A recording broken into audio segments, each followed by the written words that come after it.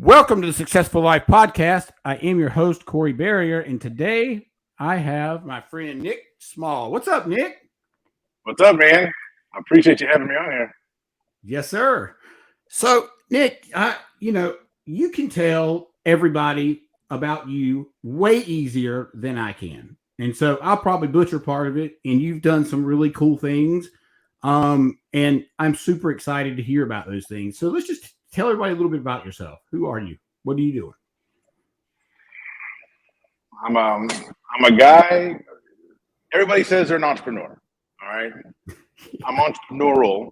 All right, but I'm the founder of US Pave, and I've taken that title as my role, if that makes any sense.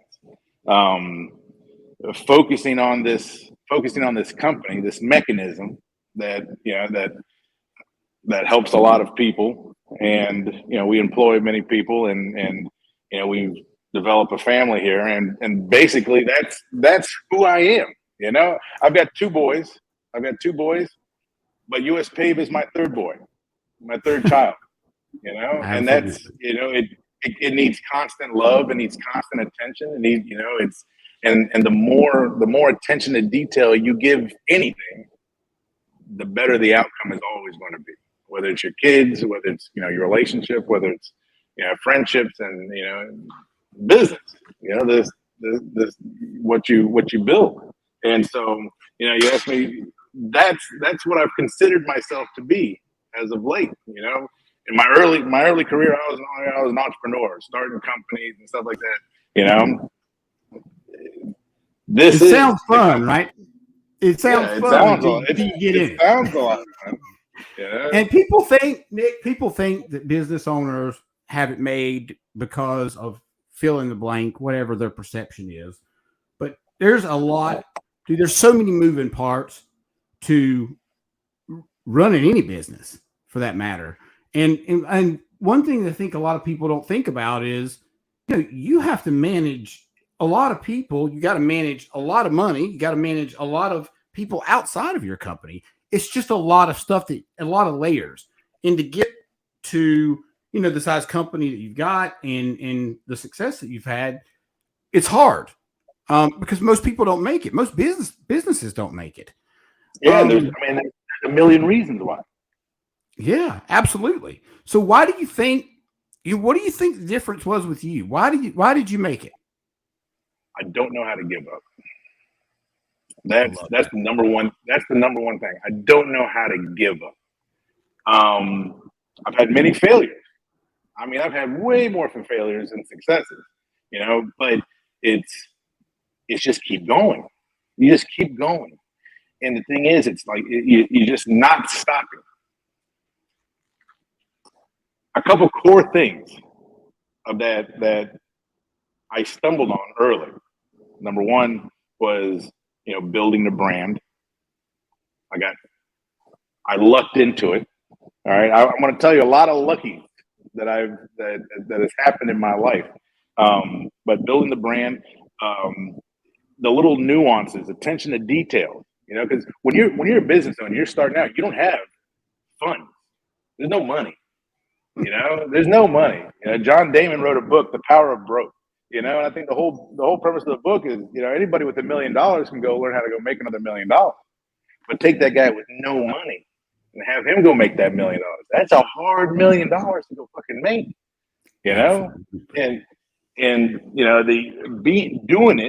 Doing it with nothing teaches you a lot. When you start off, I started US Pay with $697. My last paycheck was $697. What year was that? That was 2012, March 13th, I think it was 2012. My son had just turned 6 years old. He was in his first year of elementary school, and I worked for 2 years at my aunt's paving company, and I called her Monday morning, and I was like, "Listen, I'm not coming into work. I'm not quitting, but I'm not coming back to work. So I need you to fire me." I don't think she listened too much to me. Tuesday, I called and said, hey, I'm not coming into work. I need you to fire me. I'm not quitting though, but I'm not coming back to work. And then Wednesday, I said the same thing Wednesday morning, and like, where are you? Like, I'm at home. Like, we'll come meet you. And I knew that was my last paycheck was coming because I was done. I was done, you know, and I knew I felt that there was a better way in doing something and doing my industry. I felt there was a much more now kind of way. You know, all my customers, I was the youngest salesman in the company. And I think I was the youngest by like 14 years. And all my customers were running at the speed of the iPhone. The iPhone was coming out, iPads were coming out, and all my customers were running at that speed. But my company, which was very successful, my family's company was very successful, especially at that time, they were still running at the speed of the fax machine. My proposals were getting faxed out, you know? I couldn't do my proposals at home. I had to do them inside that office at their computer. And my little boy, I was a single dad, my little boy was sleeping on my couch in the office. I was working 100 hours a week, and that's the life I was living. And I was like, man, there's a way better way in doing this. Way better way. And so I started not as that disgruntled employee, you know, because this is my second business venture, really.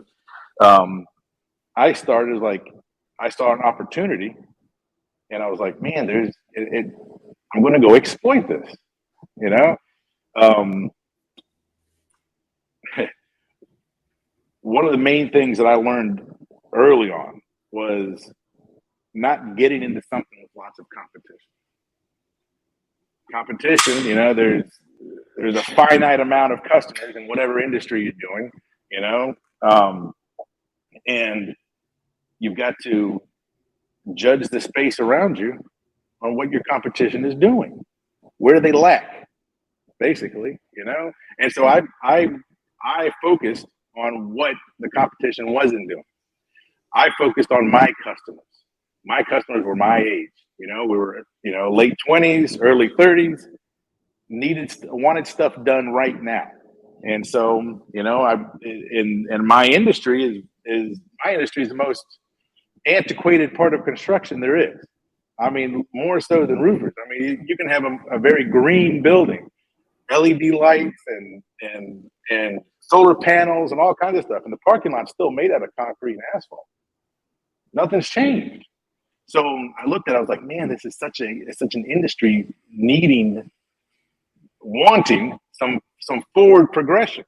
And then the other side of it, the customer aspect of it, waiting on proposals and waiting on things. And, you know, it's like, let's give the customers what they want. So then that's when I started really thinking about business, you know, what works and what doesn't. I go to a dead Burger King. I mean, it's dead, but Chick-fil-A is bumping. I mean, they're you know 3 blocks away, you know, but I feel like a king when I go to Chick-fil-A. You know, they treat you well. You know, so you know the chicken biscuit at McDonald's in the morning is the same as Chick-fil-A's chicken biscuit in the morning. But I'd rather go to Chick-fil-A. I'm in and out. Yeah, that line is long, but they treat you like a king. You know, every time. They don't. Yeah, the percentage of the order getting screwed up is much lower. The quality of the food, I don't know. To me, is the same. You know, but you know what you're getting. When you go inside there, the place is clean. You're taken care of. You're greeted. Now imagine putting those things in that service industry. And now take a service industry that's the most antiquated of all construction, paving. All right, yeah, paving's like at the bottom.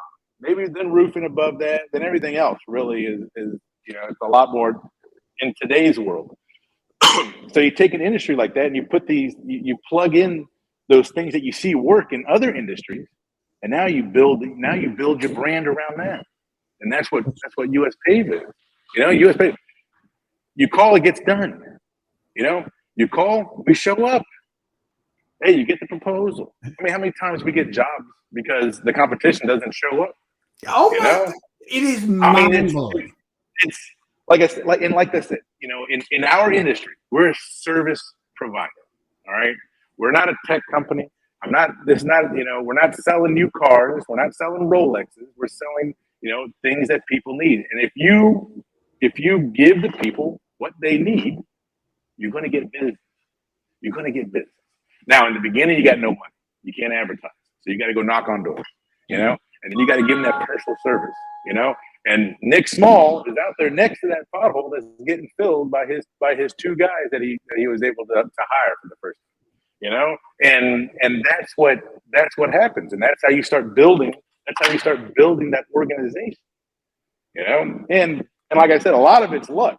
A lot of it's luck. I came up with the name US Pave, in 2012. I bought the domain name uspave.com for $9.99.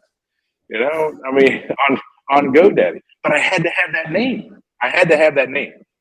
I remember I came up with the name one night, and I would go on GoDaddy, and I would check the domain name. It said someone owned it, but I could not figure out who owned it.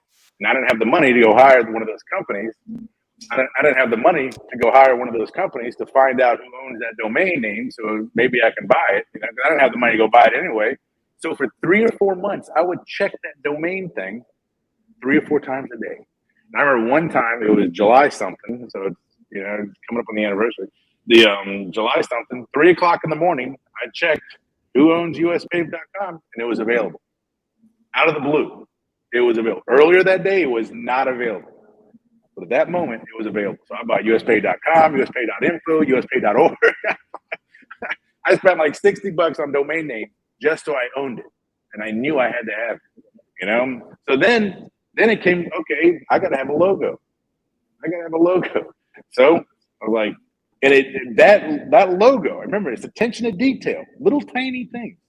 That logo bothered me for months, I didn't have a logo. It was just US Pave, I just wrote it in some font and stuff like that.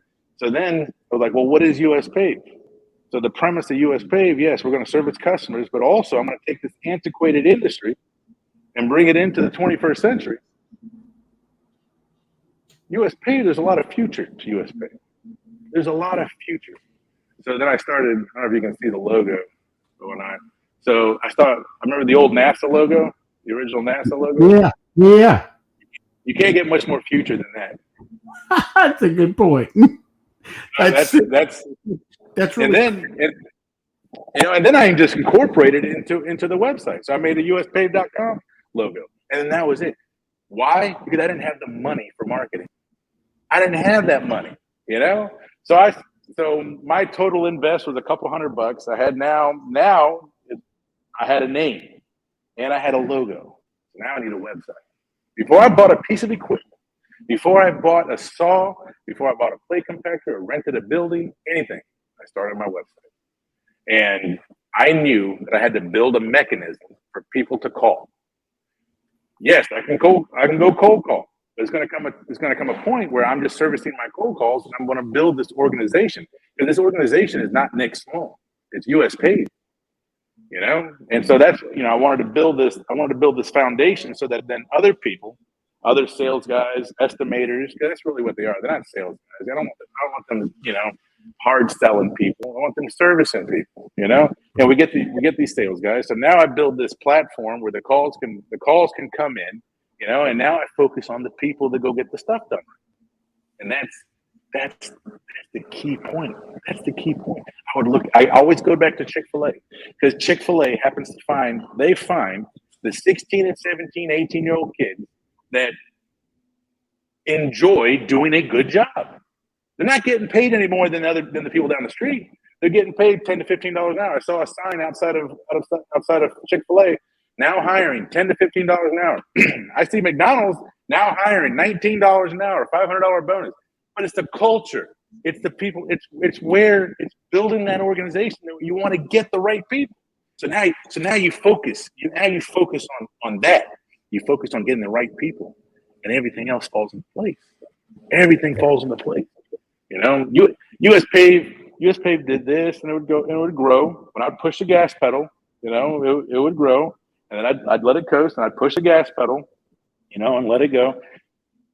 But I learned early on that I didn't have all the tools. Me personally doesn't have all the tools, because I'm terrible at crossing T's and dotting I's. All right, I'm great at building the big picture. All right, the attention to detail for the logo and stuff. Those are my gifts. But crossing those T's and dotting those I's was like, not my guess. I found my partner, Graham. You know, I found him several years ago. And I was like, this guy, he is a T crosser. He is an I daughter. He does the diligence things that I'm not good at. I'm diligent. I work hard, but I'm not focused on a lot on it. There's so many parts of the business. You can't be focused on all of them at the same time. You know, and also it all depends on what you want to build. It depends on what you want to grow. You know, some people just want to be a pickup truck servicing calls every day.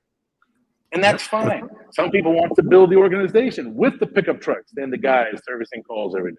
And that's fine too. You know, it all depends on where you want to end up. You know? Yeah. US Pave will be, it might not be in my lifetime, but US Pave will be on planet Mars doing construction work one day. It will happen. And yeah, hey, Nick is fucking crazy. Nick is crazy. Nick is a dreamer. Yeah, I am. But you know what? I can sit here and say that now. You know, and I can wear it on my sleeve proud. I don't give a fuck. I don't give a damn.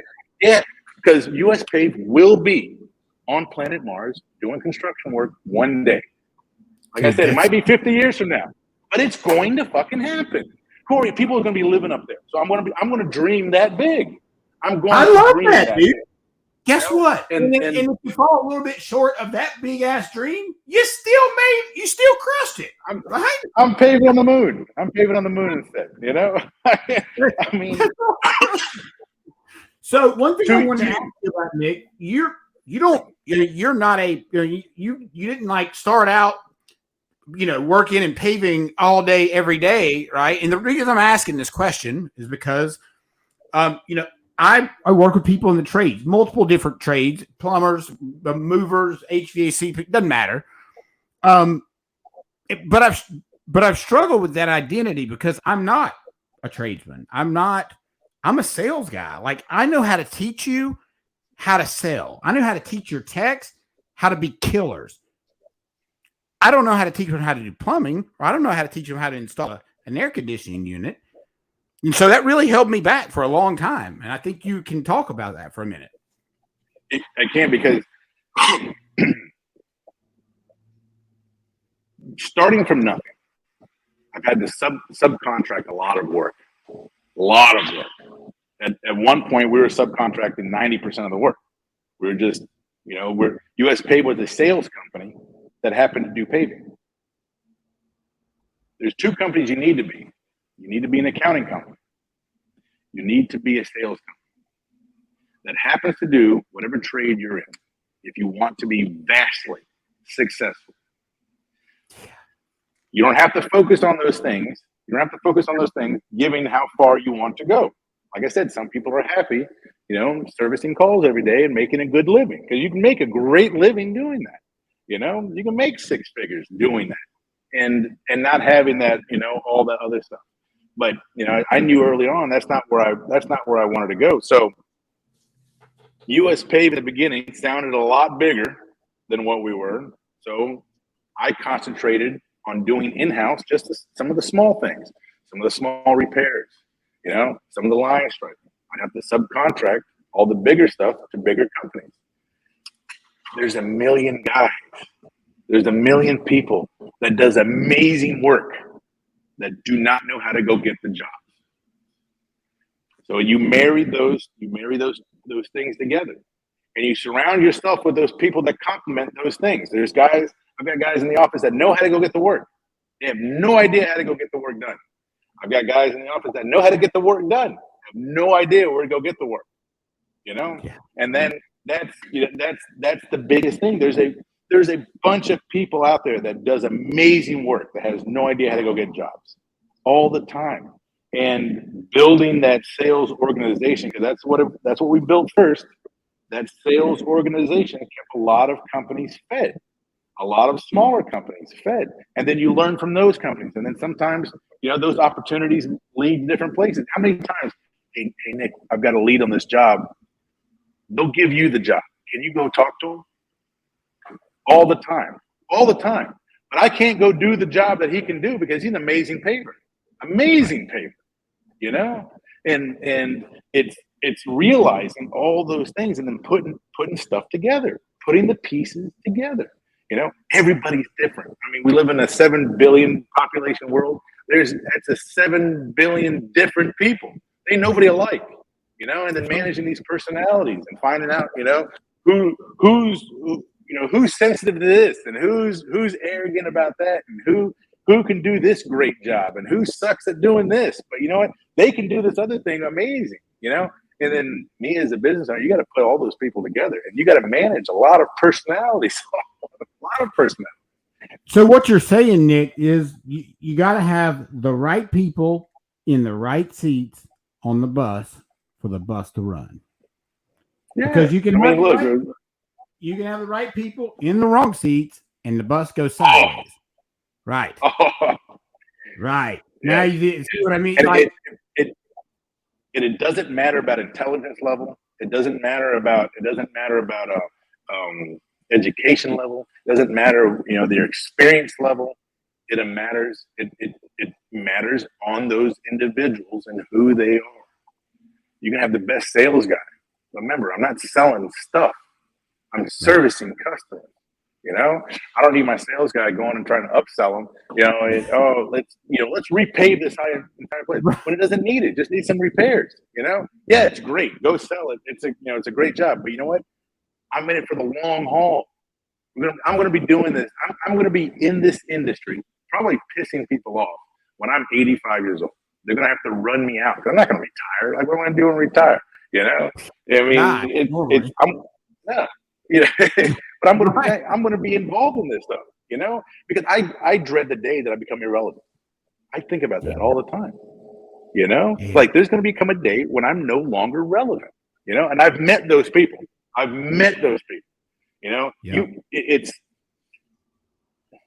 You have to keep your blinders on, number one. All right. You can't worry about what everybody else is doing. You can't worry about what the competition is thinking. You can't worry, because the more success you have, the more hate you're going to bring on yourself. All right. That's just how it is, and you're not moving forward unless you're pissing someone off. That's just because no one likes you being successful. Like they innately do not enjoy you being successful, Yeah. So you get a lot of hate. Friends and families are worse. I mean, how many times, your friends tell you, you're doing this wrong. Oh, you're doing that. Oh, you should be doing this. Oh, that company's doing this. Oh, that company's doing that. How come you're not doing it? Or you think you're a big shot now because you got this big company, right? You just think you're better than everybody. Hey, everybody thought I was rich for the longest time. Nick owns US Pave. That dude's rich. Like, man, I'm scraping 220s together to get a tank of gas in the car, and I mean, it's, I just recently am starting to feel a little bit of success in my own opinion, but it moving forward, you move constantly moving forward. It's a constant movement. All right. Constant movement. You got to keep those blinders on, and you got to learn how to weed through the bullshit. I mean, there are wolves in sheep's clothes everywhere you turn, and the younger you are, the harder it is. When I was 24 years old, I had this little sheet metal company. That was like my first company, and I can't. How many people just try to come and take advantage of it? Older guys, and I grew up to respect my elders, so I'm like, yes sir, no sir, and you listen to these older guys, 45, 50 years old. Well, I can help you do this. Well, I can help you do that. I can show you how to do this, and and then they try to snake their way into your success, and that happens. That does not stop. It does not stop. Now, as you get older, it becomes easier to deal with it. You get a little more experience, and you can go tell someone to go F themselves a lot easier than you could when you're 24 years old, at 40. And but it's all those things that constantly come after you. And so you've got to keep your blinders on and stay focused on what you want to accomplish. It's knowing what your target is. You've got to have a target. You got to have a goal. You got to write it down. Then you got to put those steps in place. Write those steps out. And it changes. It constantly changes, and be okay with that. I mean, I look at people in this industry. I look at people outside of this industry. I see what works for them, what doesn't work for them. And you got to constantly know yourself, know what goes on. It's over that. In high school, you read these books. It was Oedipus Rex. and he's on his way to go see the Oracle at Delphi. And over the Oracle is one of the only things I learned in high school. But over the I don't know why I remember this story so much, but over the cave, the Oracle of Delphi, it says, it's inscribed, know thyself. And you got to know yourself. You got to know what your limitations are, more so than your abilities. You got to know where you're not good. And it's okay to not be good at shit. It's okay. Nick, you brought up, this is a really good point. You've brought up a really strong point. One thing that you've captured is the ability to understand what you're good at and what you're not good at, and the ability to delegate the things that you're not going to do well at, whatever that is. And I've had to do the exact same thing because there's certain things I'm just not going to do. There's certain things that I absolutely hate doing, so I'm going to make it last so it never gets done. I delegate those things.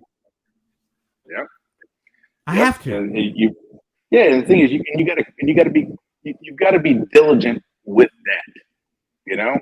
I use the word diligent a lot because I, my ability to be diligent wavers. My ADD it jumps in sometimes. And I get pulled in all kinds of different directions. And but knowing your limitations and putting those things that you're not good at, onto the people that you surround yourself with, that's how you really move forward. And you build that ship where everybody's rowing in the same direction. You don't have different people rowing, and it might not be like, oh, well, that person would have been perfect for it. Yeah, but they're not a fit for the organization. They got to fit the culture. They got to fit what your goal is. Everybody's got to work in the same direction.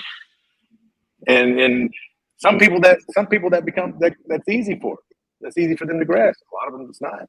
And I see them struggle with it. They fight against themselves. They fight that battle against themselves instead of just, yeah, I should be doing this. I mean, it's and it happens. It's stifling, and it's stifling to a lot of people sometimes. Yeah, you're right. And if you think about it, the reason you and I don't work for somebody per se is because we would probably be that guy in that position, because we're not great employees. We're just not. No, like we're great business people, great sales people, but we suck being employees. Like, I was a terrible employee at my family's pavement. I became very knowledgeable very quickly because I had to. Everybody had a lot more experience than me. So the iPad had just come out. All right, so I saved up money, bought myself an iPad because I could be anywhere looking stuff up. I can have information at my fingertips anywhere. So it fit my ADD, my lack of diligence sometimes, So I could pick up that iPad, start and pick up right where I left off, as long as I kept that iPad everywhere I went. And that's how I became knowledgeable in this industry. Was I great at follow through with my customers? Oh, I suck. Yeah. I mean, like, you have to do it. You got to do it. This is my 13th iPad since the iPads have come out. For real, every year I look at this as an investment because of the information, and every year a new one comes out, I get it. It's on order. I get it because I don't want to become irrelevant. I don't, and I see, and the more successful a lot of these guys are, the less they learn. And the more irrelevant they become because the more successful you get, you get distant, right? Not you, but people, or you have to. But me as the leader gets distant, because I'm no longer having to work. I don't need to know what's inside the seal coat. I don't need the chemical breakdown. Next thing you know, 3 new seal coats have come out. But you know what? Now I'm sitting cushy in my chair. I'm in my ivory tower. I don't no longer have to learn this stuff. And I see that happen all the time, and they become irrelevant in their industry. They quickly information duplicates every 6 months. I mean, it's just and you have this exponential growth of information, and the quicker you learn, and the more up to date you stay with stuff, the more in the driver's seat you're always going to be. That's just, like we're not following anybody. Like US Pave follows nobody, even down to my simple marketing. We spend hardly anything on marketing. All right. I do a lot of the marketing myself. I'm not good at it. All right. But the phones don't stop ringing, and I don't know what everybody's doing, but then every now and then, hey, these people are putting pictures up like you are now. Oh, they got a different angle of them, because I'm always, now, we've got 4 or 5 drones now that, hey, every job gets drone pictures. And it's not even for advertising because I know the condition of the place before we do the work, and it's the best angle, but it makes us look, but it's just another repertoire on how to be better. Next thing you know, 3 months later, everybody's starting to do it now. My family's company, because I watch my family's company like a hawk, and but I look at them, they're 10 years behind schedule. I mean, that's just Nick. Let's just really quick think about the guys that wait 3-6 months to get the drones, right? Let's just take your competition, right? How much money and time are they wasting over that 3 and 6 months by not pulling the trigger on the newer technology? How much time do you think it saves you? I mean, not you, but the company by using that technology? $112 million. All right. So I'll tell you why I came with that number for a second. All right. You were confident that number. It's a real number too. So 12 years ago when I was at my family's company, all right, and I just recently know this. 12 years ago at my family's company, I was there when I went and bought my first iPad, and I spent a lot of money and time learning how to measure properties while I'm at the property on my iPad. The most accurate measure. Before that, you had to take a wheel and walk around and stuff like that. And my family's company would not purchase iPads at all. So I had to buy my own, buy my own apps. I found this one app and I would call the guy who developed the app, 3 or 4 times a week. Hey, let's do this. Can you add that? A year later, there's an app where I can measure parking lots. I didn't pay for the app, but I put a lot of input. I put a lot of input into it, because here's this young kid, all right, young in the industry. Here's this new market, really, because this guy was developing this great app that I can measure, in real time the parking lots while I'm standing there, and I look at it, I'm like, this is the future. This is the future. $112 million is how much I've sold since then, personally. Okay, and here's the thing. I look at my family's company. They just bought iPads for the first time. All right, 6 months ago, and gave it to their sales. Crap. Yeah, that's why I tell you, $112 million. Yeah. So so that's a real number. I look, and the thing is, that's why there's so many companies that just become they get out of touch. They're behind schedule. They're 10 years behind schedule. They're running at the speed of the fax machine. Right. And you can't let yourself be that. Whether you own a company or whether you're a parent, you can't let yourself become irrelevant. You've got to stay going. And the thing is, our minds don't peak until we're in our 58 years old. Like athletically, you peak at 28. All right, I think 28 or 29. Athletically, you peak. Your mind doesn't peak until you're 58, 60. You continue to grow mentally, but people get bogged down with life. People get bogged down with family. People get discouraged, and they don't stay up with this stuff. Like the girls in my office, I get on them. Learn the printer. Learn the printer. Just little things, because it makes the workflow much better. And you're constantly learning. And those who learn will always be drivers. You don't want to be a follower. You want to be a driver in your industry. That's right. And here's the thing. If you're not working on something new, you're not challenging your brain. If you're not learning something new, if you're not listening to books or reading or doing something to, provide new information. I don't mean like scrolling on TikTok. I mean like good information that's beneficial for you and your industry, that's going to make you better. Yes. I mean, And here's the thing. Your competition's not doing it. Your competition is not doing it. And so whatever your competition is not doing and you're doing, as long as it's in the right direction, hey, you'll never be without work. Never. The phones won't stop ringing. The phones will always ring. And that's the most important. It's the most important. I tell the sales guys the two most important numbers that you need to know in whatever industry, all right, but especially mine, is your cost. You want to know what your cost is down to the fucking penny. But then you want to know what your market is. You want to know what that market is.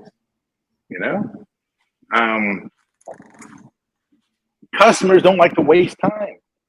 They like to know up front. They want to know what the number is up front before they even know what everything else is. They want to know what that number is. Sometimes you got to get rid of that elephant in the room and just throw it out there. And then go in with your stuff. I mean, it's. Is there any reason? Is there any reason to not talk about the elephant in the room? The elephant in the room is going to be talked about. So just get it out of the way. It's the most important thing. It's the deciding factor. It's 90% of the deciding factor of anything you do. All right. It's that number. Is that cost? What's it going to cost? Here, it's $1 million. Now here's why. Hey, you got it over with. I see sales guys all the time, man. They want to talk about the job and talk about this. Hey, customer don't want that. Customer doesn't want that. That's why there's prices on the fucking menu. All right. That's why CarMax is the most successful used car company. My first job out of college was working at a car lot. We didn't put prices on the cars. No, because the salesman was supposed to bring that customer in and rope them. I'm like, why? Why the fuck would I do? Hey, put the price on the windshield. If I see the customer come out onto the lot and he knows what the price is in that car and he's still checking it out, hey, half the sale's done. All right. Now let me go forward, because the elephant in the room's talked about. You don't have to deal with the tire kickers and stuff. And it takes real thought with these, with your customers, what they want. I lost $63,000. It was about 6 years ago. We were paving this association, and we were doing such a great job that while we were paving the association, another association would ask us for a price and then give us the job while we were paving the first. And this happened 4 times. And this, I mean, almost $1 million worth of work in just a couple of weeks out of nowhere, but we were doing a good job. We were paving during Christmas.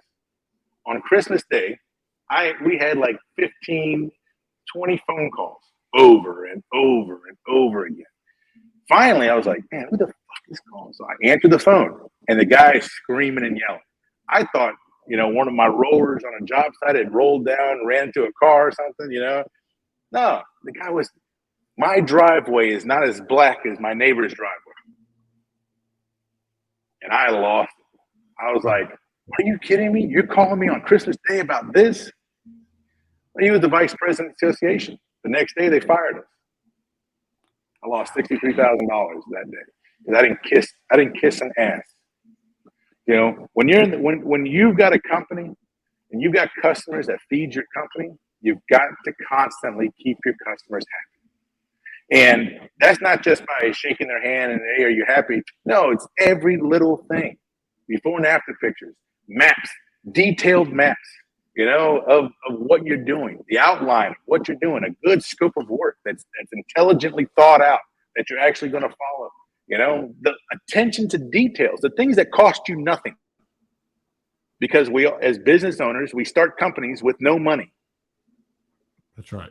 Those are the things you've got to work on, and you master those things and become your craft.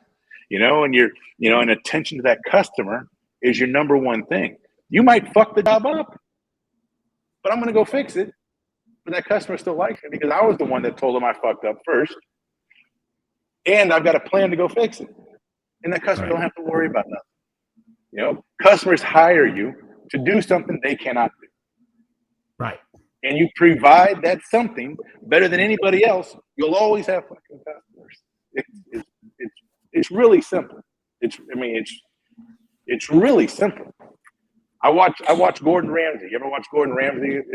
I Gordon know. Ramsay. Hey, that fucker, he tears people up. He tears them up.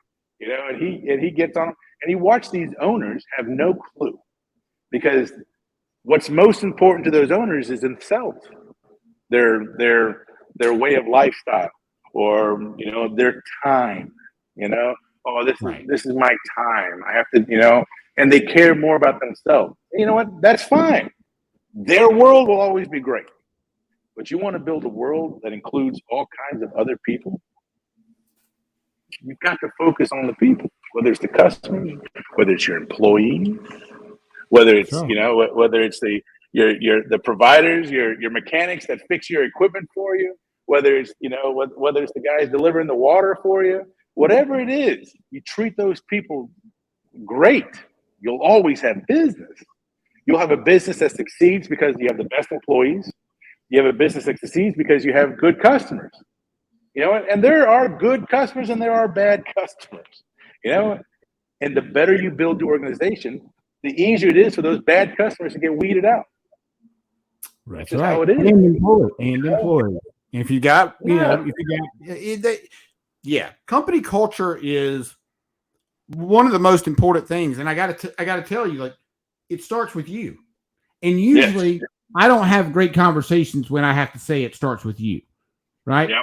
It starts with you, but you've done a great job. And I'm not saying that people do a bad job. I just think a lot of business owners, they just don't know how to manage a lot of these things. It's just not in our wheelhouse lots of times. And the thing is, it's not in anyone's wheelhouse. They need to learn how to do it. And you got to put the effort in learning. It's learn how to run your business. Learn how to, how many books I've read on, how to talk to your employees, how to treat different things, because your employees have lives. All right. Their life is not dedicated to your company. That's right. You get a quarter of that life. You get a quarter of that life, which is a huge percentage. All right. You get a quarter of it. But the other 75% of those employees' lives affects that quarter that affects your business. And you've got to be cognizant of what people are going through. People are going through at home. People are going through with their family. People are going through their hardships and stuff like that. I mean, how many cars have we fixed? Because it's easier for us to fix an employee's car than it is, for him to worry about that car. We've got accounts at parts shops and stuff like that. And my employee, he's getting late to work. He's got an old beat up car. You know what? Okay, let me go spend $1,000 to get that car fixed.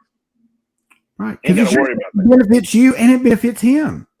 Oh yes, I mean, and the thing is, when you focus on the people, when you focus on your people will focus on what's important for you. I mean, look, US Pave is my child, but US Pave is now also my partner's child. US Pave is also Amber's child.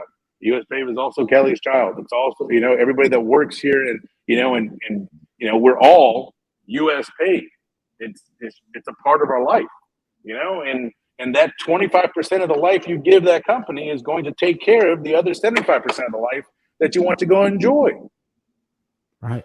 It's important. It's so important. Or if you don't take care of that 25%, guess what? You're gonna get a crappy 75% that's gonna give you a crappy 25%. Yes. Yeah, they're gonna be late to work. They're gonna be high when they get to work. They're gonna, the stuff's not gonna get done. They're gonna forget stuff. They're gonna leave equipment on the job site. I mean, look, it's happened. It happens every single day. But your job as a business owner is you take care of that experience for your employees. Yeah, the customers will come. You got to put some effort to go get your customers, but you got to put an effort into taking care of the employees and building the company. There's attention to details, and being a business owner is not a 9-to-5 job. It's not no weekend.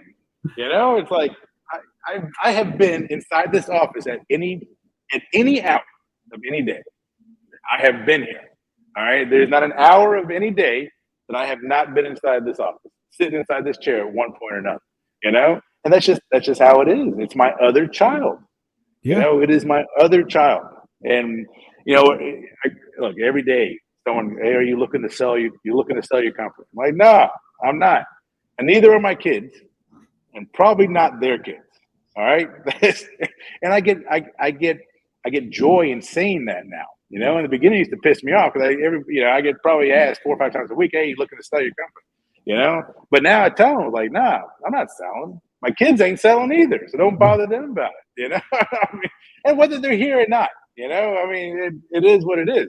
But building an organization that's look at General Electric. You know, I mean, you look at some of these companies. Look at Ford Motor Company. You know, you look at some of these companies, these icons. I'm like, that's what I want US Pave to be that one day. You know, I want it to be that one day. Virgin Atlantic. All right. Yeah. I've never been on a Virgin Atlantic airplane. Never. I have not. I might have owned a Virgin Atlantic CD at some point when I was a kid. All right. But man, I know who Richard Branson is. And I know that his employees love working at Virgin Atlantic. All right. I've never been on their plane, but I know that company. All right. Because of the company culture that people talk about, you know, and people gravitate towards. You know, down here, you're up in North Carolina. Yes. All right. So you've got Publix now up there. Yes. All right. So Publix is born and raised here in Florida. All right. Publix is an amazing company that takes care of their employees. One of my best friends from high school. All right.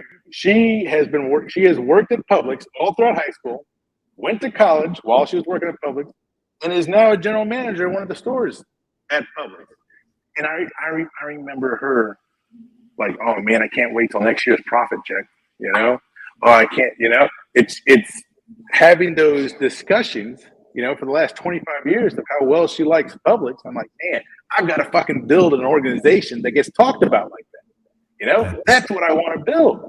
Yeah, because Publix is clean. They got the best subs in the world. I ain't got to worry about shit. I'm paying a little bit extra money when I go there, but I know what I'm getting. You know, and the carts work, and all the carts work. All of them work. The carts work. You ain't got to worry about you ain't got to worry about a wobbly wheel or something like that. Hey, everybody in the company has Apple. All right, whether it's MacBooks, iPads, iPhones. I spend that extra money because I ain't got to worry about it. The shit always works. You know, it works. That's what I want US Pave to be. Yeah, all right. Maybe we spend more money. Maybe US Pave was a little bit more diligent and learn how I can save some money. All right. Maybe US Pave, but I know that if I call US Pave, the shit gets done. That's it. End of story. So 3 years ago, I did the Miami Super Bowl. All right. So the Super Bowl was in Miami. It was September 12th. I was sitting there. I was like, I would drive on the turnpike next to the stadium. Now I grew up across the street from the stadium, my grandfather's house, who my aunt lives there now. I grew up at that house, and he was a little Colombian dude. All right. I don't look it, but I'm half Spanish. My grandfather, little Colombian dude, 4'11", dark Colombian guy. I'm 6'3", big white gringo, but he was my abuelo. All right, that was my grandfather. But I'd sit outside that house and I'd see those cranes building that stadium. All right, and that was 1985, 1986. They were building that stadium, and I remember watching. So then fast forward, I got to high school. I got to play a baseball game there. Then fast forward in college and stuff like that, I got to go to the stadium. Got to go to the World Series. See, the stadium was a big part of my life. So now I'm in the paving world. Man, I got to pave that fucking stadium. I'm paving that stadium. Now it's 3 years ago. It's September. I'm driving the turnpike. Like, wait a second, the Super Bowl's here this year. Oh, we got to seal coat that stadium. Hey, the next day, I knocked on every fucking door I could find to that stadium. Every construction trailer. Verizon Wireless was building the 5G network inside the stadium. They had a construction trailer. I beat on their door. The landscaping company was doing all kinds of new landscaping because they were prepping the stadium for a while before Super Bowl. And I knocked on their construction trailer. I knocked on every construction trailer's door. I finally found this one woman, Paola, and she called me that night. She's like, "Hey, the guy who's in charge of the parking lot, here's his number." So it took me 2 weeks to find that guy's number. I called that guy and said, "Hey, I'm Nick with US Pave. We got to seal coat your stadium for the Super Bowl. Oh, really? You do that? I'm like, yeah. Oh, I just started getting bids the other day for it. Like, what? I mean, and so I went. I was like, can I come see you the next day? I went and go saw him. I looked at him straight in the eye. I was like, listen, I grew up right over there. That fucking street, I grew up. I've been at the stadium. I got to play once at the stadium. I got to do a lot of things at this stadium. You cannot let anybody else do this work. You cannot. Right? So right before the Super Bowl, they gave us 1 week to seal coat the entire stadium. We did the entire thing in 3 days. And I got to do the Super Bowl. And now we're there every single day now. Every single day at the stadium doing something. They just built the F1 racing track at that stadium. Hey, they had us redo all the lines and seal coat the parking lot and stuff. Got more aerial pictures. There's my write up in the in the Pavement magazine about it. I mean, you look, as a business owner, you go after what you want. You be definitive on what it is that you exactly want, what it is you want to build. You surround yourself with the people around there that feel the same way. Whether they're smart, dumb, whatever, as long as they feel that same way, and you can bring that emotion, anything is possible. You can build whatever the fuck you want to build. That's right. There's one more story that I want you to tell, and I forgot about it. And it hit me when you said you paved the parking lot for the Super Bowl. This is the part of the story. I don't know how we missed it, but we did, and it's probably one of the most important parts of your story, which is I want you to talk about your mother and when you were a kid and her going to school. And so I'm gonna tell you got to do it fast because you choked me up. All right, quick. So my mom, she came here when she was 20. All right, she's from Colombia. She's not my birth mother, but she's my mother. She raised me. All right, she got me when I was 3.5 years old, 4 years old. Soon after that, my little brother was born. My little sister was born. And when I say we grew up poor, Corey, man, we grew up fucking poor. All right. When I was in 4th grade, I had to wear my mom's shoes to school. All right. For a few weeks, I had to wear my mom's shoes to school. They had stars on them, and I had to take a Sharpie. And color them fucking stars black. All right. I wore those shoes to school. And kids would make fun of me. It was always great that I was bigger than most kids. But kids would make fun of me. When I was 8 years old, one of the most important things ever happened. My grandmother, who is one of my biggest advocates in life, she made me believe that I was special. All right, she told me every single day when I was a kid, "You got big things ahead of you. You're gonna do great. You're special. You're not like everybody." I fucking believed her. All right, everybody needs that in their life, you know. So I remember she sat me down and she was like, "Listen, your mom is going back to school." I'm like, okay, now I'm 8 years old. My sister, she's 5. My brother, he's 3. And like, your mom's going to go back to school. She's going to become a nurse, a registered nurse. I'm like, all right. She's like, once she becomes a registered nurse, your life is going to change. My dad was sick. He was diabetic, type 1 diabetic. He was diabetic from the time he was 11 years old. And like, you'll be better medicine for your dad. You'll have, maybe you can move out. You'll have your own room. Because we lived in a 2-bedroom house. My brother, my sister, and myself all shared the same room. You know, until I was 14 years old or something. And she's like, once that happens, your whole life will change. So I got to hear the idea. All right, at 8 years old, I got to hear the idea. So I watched my mom go to school. She'd take me to fucking class with her. I'd sit in the back, play with my shit, you know, and she would do her stuff. And on the dining room table, she'd feed us, put us to bed because she was spot on bedtime. I didn't go to bed at that time, but I had to be in bed at that time. And I would watch her then after that to study all night. She had these big, thick books. She had these little plastic things to put the molecules together so she can learn all that shit and stuff. And I'd watch her for 4 years do that. 4 fucking years she did that. And 4 years is a fucking lifetime at 8 years old. All right? From 8 to 12, that's a fucking lifetime. That's a third of your life. 12 years, at 12 years old, 4 years is a third of your fucking lifetime. All right? So it seemed like forever. But she did it. She did it. And then she became a nurse. And Corey, I shit you not, within that first year, we moved. We were able to move. We got ourselves a 4-bedroom house. Had my own fucking bedroom. All right, had my own bedroom. We had a garage. I mean, I didn't even see garages in my neighborhood. All right, we had a garage. We lived in a duplex in Miami. So I got to see I got to hear the idea. I got to see her work towards it. And then I got to reap the rewards from it. It was exactly what I needed at that time in my life. Because everything since then has not been immediate. It's one of the most important things when building a business. Things do not happen immediately. They don't happen instantaneously. You can't go sell a job and all of a sudden fucking retire. Right. You build this mechanism, and it comes from that idea. It comes from that work, and then you can see those rewards. And I saw that at 8 years old, at 12 years old, and at 14 years old. I got to see that happen. My mom's still a nurse. She's been working at the hospital.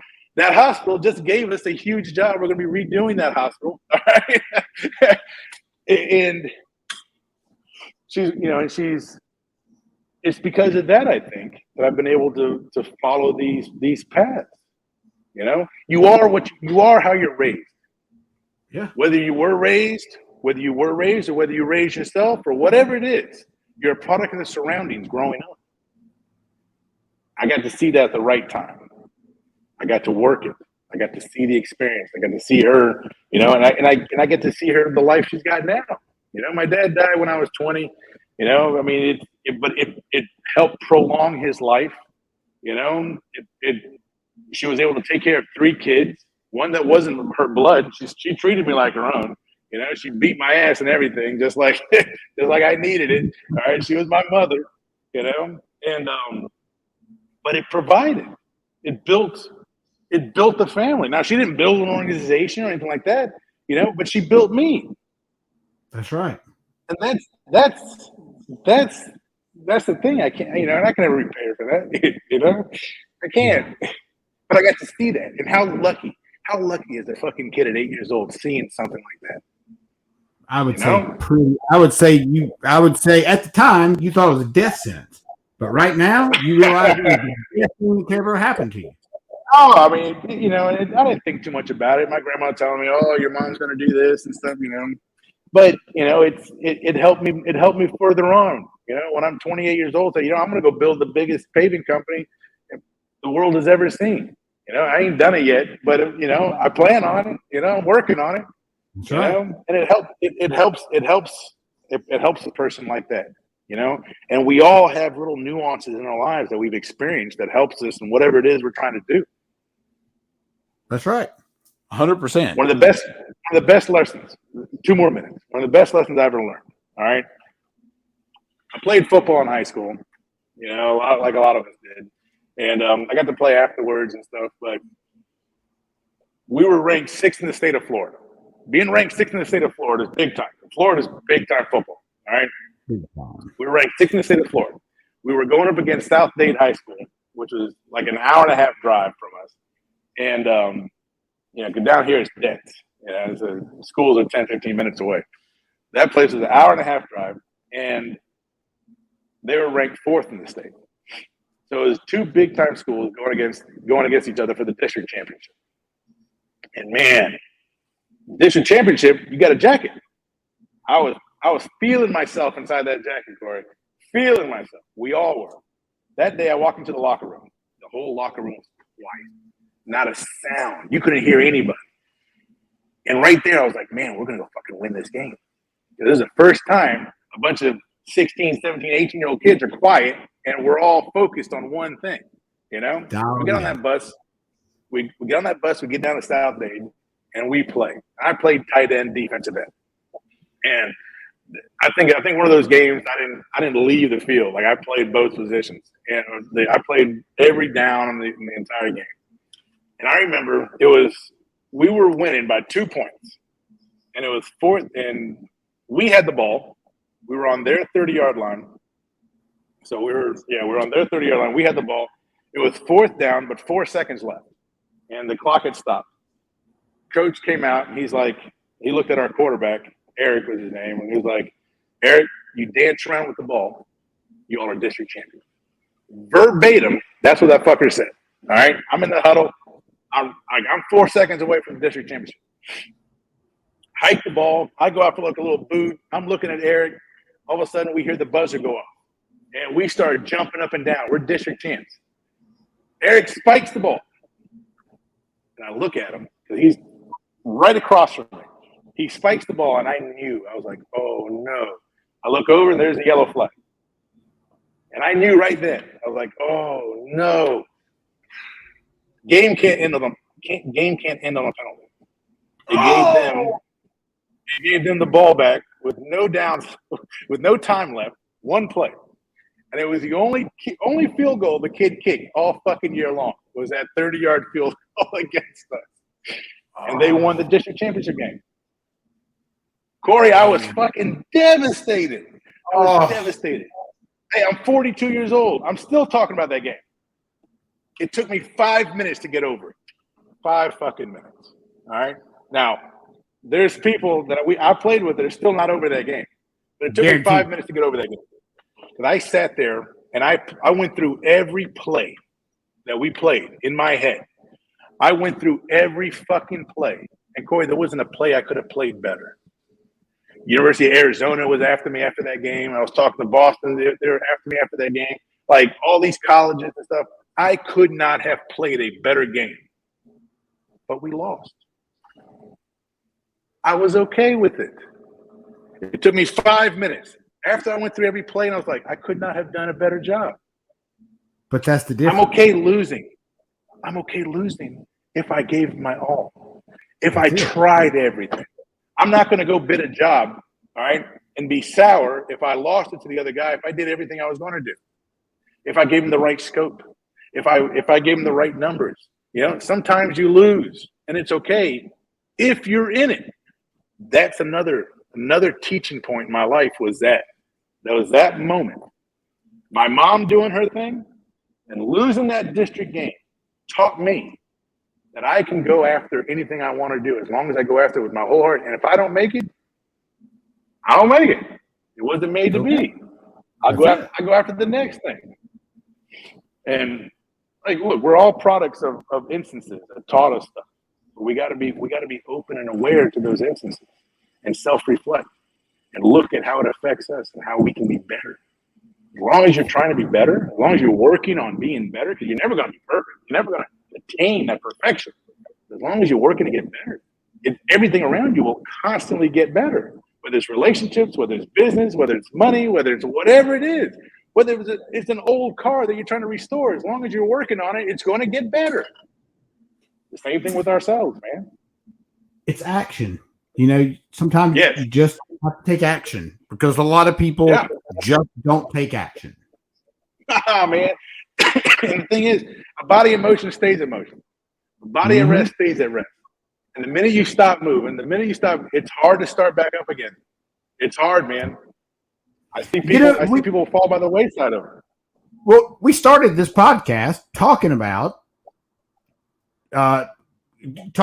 being irrelevant. And it's kind of ironic that we're kind of ending on a very similar note, but it's true. If look, when people retire, if they retire and they do what people think they're going to do when they retire, which is sit around and do nothing, you're going to have a shitty retirement because you're probably going to die. Like my grandpa did. Like, I mean,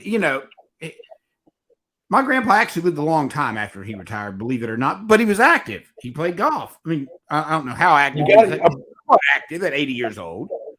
A body in motion stays in motion. And it's like that with everything.